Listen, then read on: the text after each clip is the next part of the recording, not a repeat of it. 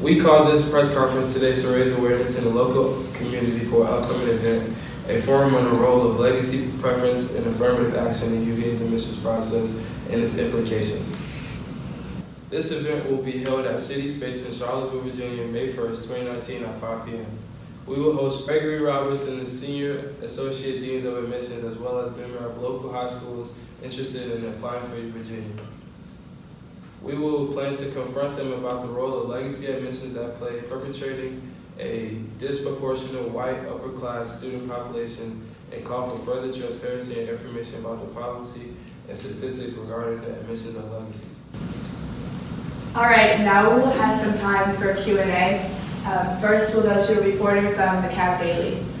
So my question is, what is your proposed solution and how will you ensure it's sustainable?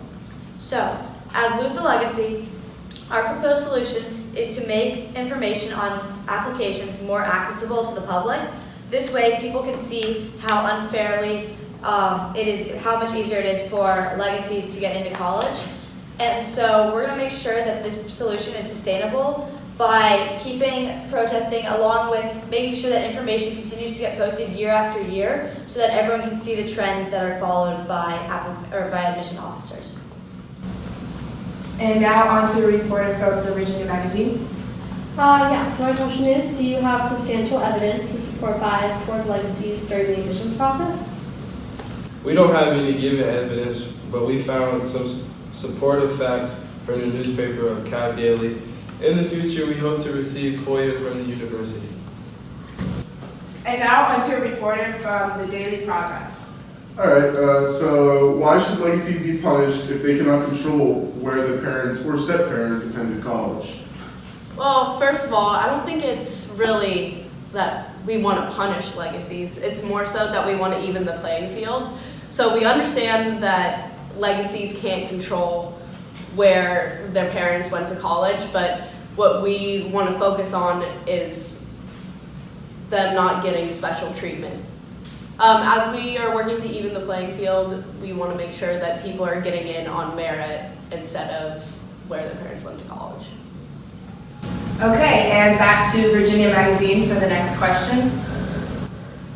How do you feel like the alumni community at UVA will respond to your movement? Do you think that your forum will be inclusive to both legacy students and alumni to express their opinions on this matter? Obviously, we've considered how the alumni community will respond just because, like any university, especially UVA, we depend on donations from them.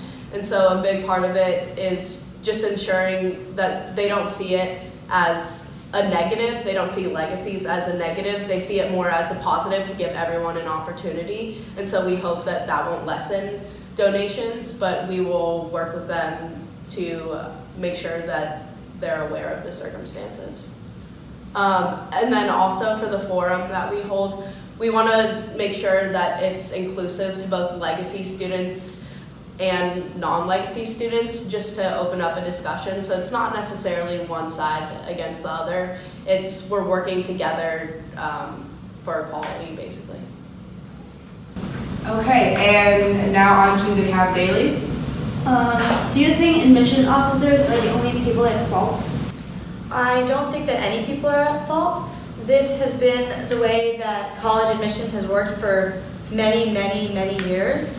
And it is the way that it will continue to work until someone changes it and makes sure that it becomes more equal. And so by us bringing attention to the fact that college admissions, especially through legacy status, has pushed many people who are in the white upper class into college that maybe aren't as meritly based as others who do not get in, we want to bring attention to this, and it is no one's fault, but we're going to push to make these a more equal process.